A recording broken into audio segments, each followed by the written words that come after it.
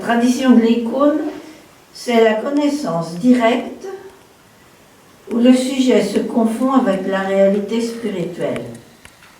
C'est un peu raccourci, hein. C'est la connaissance directe où le sujet se confond avec la réalité spirituelle. C'est-à-dire qu'il n'y a pas autre chose que la réalité spirituelle. C'est ce que les petits traits droits, et tu vois ce que je veux dire. Bon.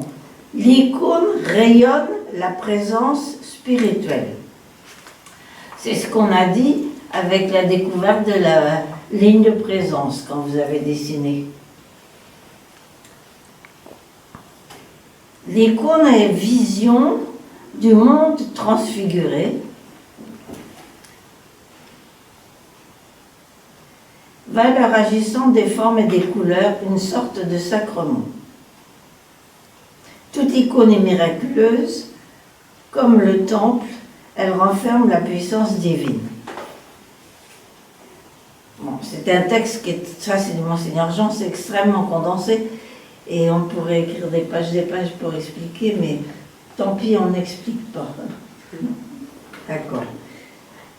Ce qu'il faudrait retenir, c'est que c'est une réalité spirituelle qui présente la présence spirituelle et qui a une vision du monde transfiguré.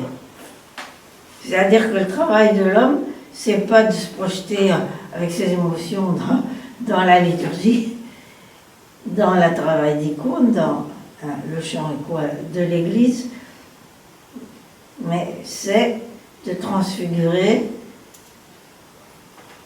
se servir de son monde, de sa matière, pour faire quelque chose de transfiguré, c'est-à-dire qu'on ne peut pas faire, quoi.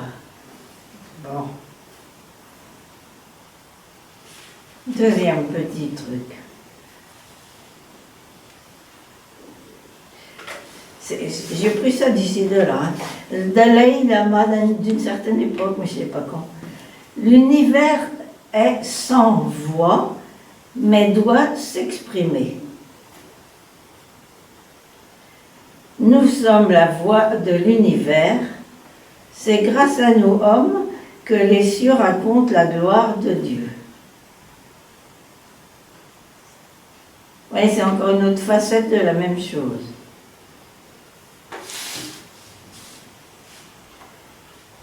Le père Matthew, c'est Callisto Swear qui le cite, c'est un anglais moderne.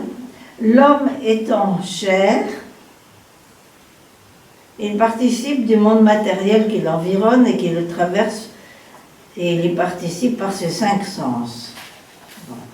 D'autre part, l'homme étant esprit, il appartient à une réalité supérieure où règne l'esprit véritable. Étant les deux à la fois, il est l'image couronnée de Dieu, comme dit Cyril d'Alexandrie. L'image couronnée de Dieu. L'homme façonne et manipule la matière pour l'articuler. La musique liturgique, les gestes liturgiques, les pierres de l'Église, les icônes saintes sont de la matière articulée en louange divine. Ah, c'est la phrase que je préfère. La musique liturgique, les gestes liturgiques, c'est-à-dire tout ce que fait le prêtre, le diacre. Il n'y a rien qui soit anodin et qui ne serve à rien. La musique liturgique, les gestes liturgiques, les pierres de l'Église, les icônes saintes sont de la matière articulée en louange divine. Voilà notre boulot. Donc, premièrement, il faut y croire et être sûr qu'on est dans ce genre de choses-là. Et deuxièmement, il faut absolument demander de l'aide tout le temps. Si l'Esprit Saint n'est pas en train de nous aider, on fait des coulots, des couacs, des croupes, des machins, des monstres. C'est vite fait. Dès qu'on oublie de demander, transpère. Donc, le principal travail de l'iconographe, c'est la supplication à l'Esprit Saint qui nous aide tout le temps. En tout cas, de supplier. Parce qu'on ne s'aperçoit pas forcément de la réponse, c'est ça qui est terrifiant. On s'aperçoit qu'on véritablement il n'y est pas, ou qu'on est oublié complètement, mais la réponse, elle ne nous est pas forcément sensible. Parce que c'est spirituel complètement, et c'est pas ce qu'on attend en général, et ça ne nous surprend même pas, mais on n'en a pas forcément la sensation. On peut l'avoir, mais c'est pas obligatoire. Donc, c'est l'attitude de supplication qui est fondamentale.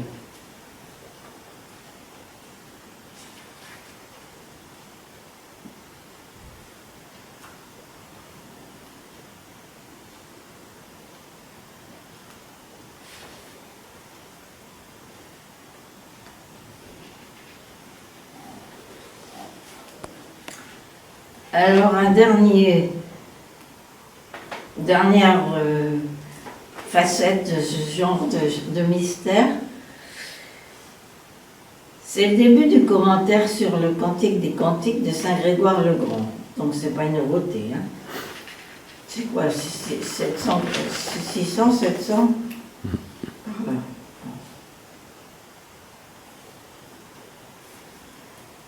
Depuis que le genre humain a été expulsé des joies du paradis, entrant dans l'exil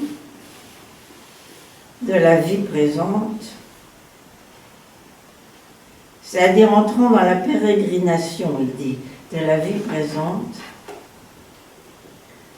il a le cœur aveugle à l'égard de l'intelligence spirituelle.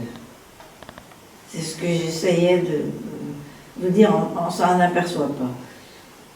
Mais, si la voix divine disait à ce cœur aveugle, marche à la suite de Dieu, ou aime Dieu, comme on le lui a dit dans la loi, maintenant désormais exilé, refroidi et engourdi dans l'insensibilité, il ne comprendrait pas ce qu'il entendrait.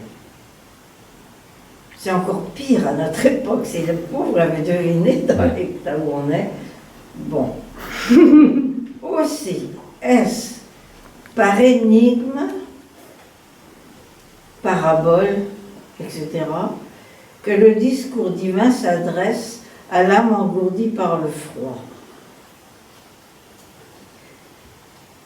Et que à partir des réalités qu'elle connaît, que l'âme connaît, que nous connaissons, le pain, le vin, petites réalités dont se sert toujours le Christ pour parler quand il prend des paraboles,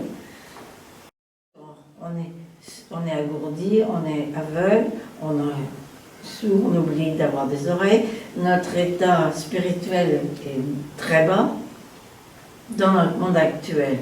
Quand on a la chance de participer à la liturgie, d'être communié au corps du Christ, de recevoir régulièrement son corps et son sang, et nous nourrir avec ça, on commence à s'ouvrir un peu les yeux. Le cœur et le reste.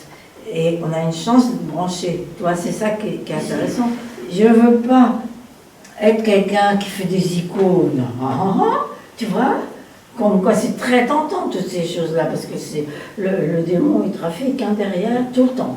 Alors, cette espèce de simplicité infantile, entre guillemets, parce qu'elle n'est pas bête, mais d'enfant, il faut dire plutôt, elle est fondamentale. Parce que là, secrètement, il inspire un amour qu'on peut deviner de temps en temps. Puis de temps en temps, il le donne, claf. De temps en temps, il s'en va très loin. Mais quand on commence à avoir l'habitude qu'il peut dire, ou il peut sourire, ou il peut être là, ça remonte, tout le monde change. Donc on n'est plus en train de se dire je vais être quelqu'un de bien, je vais faire des icônes, je vais montrer aux copains, je vais discuter de ça, non, pas du tout, c'est un travail qui devrait être secret. Il y a un travail qui se passe entre nous, un travail d'église, un travail secret, sûrement. Parce que la Vierge Marie, elle n'a jamais bavardé sur réalité qui pourtant était énorme, parce qu'elle n'a jamais raconté l'Annonciation quand l'ange Gabriel est venu, Saint Joseph qui vivait avec elle, ou quoi. Eh bien, il n'était pas au courant.